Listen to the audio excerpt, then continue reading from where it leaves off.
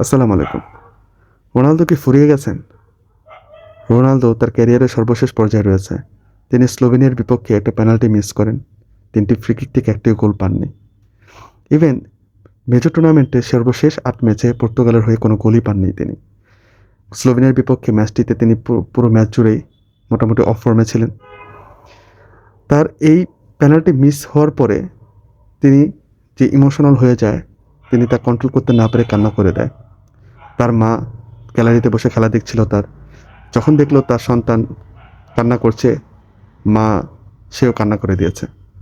So এই মোমেন্টটা পুরো বিশ্বকে ইমোশনাল করে দিয়েছে। যারা রোনালদো ভক্ত, যারা রোনালদো ভক্তও না, সবাই ইমোশনাল হয়ে গিয়েছিল।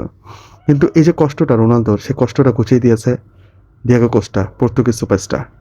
তিনি যখন খেলাটা শুটিং মানে পেনাল্টি শুট আউটে গড়ায়, তখন তিনি টানা ৩টি সেভ করে ম্যাচটিকে জিতিয়ে দেয়। পর্তুগাল চলে যায় কোয়ার্টার ফাইনালে। সো কোয়ার্টার ফাইনালে তাদের দেখা হবে ফ্রান্সের সাথে। সো রোনালদো এখন অফ ফর্মে আছে, কিন্তু সে যে কোনো সময় কামব্যাক করতে পারে, কারণ সেই অ্যাবিলিটি তার আছে। তিনি প্রত্যেকটা পর্তুগিজ ভক্তদের মনের মধ্যে গেঁথে আছে, যারা রোনালদো ভক্ত। বাংলাদেশে হিউজ ফ্যান রোনালদোর। সো তাদের মনে গেঁথে আছে।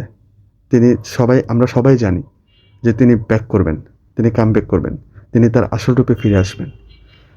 সো কোয়ার্টার ফাইনালে যে রোনালদো ভার্সেস এমবাপ্পের খেলার আপনার প্রেডিকশনটা কী হবে, সেটা কমেন্ট বক্সে জানিয়ে দেবেন। আসসালামু আলাইকুম।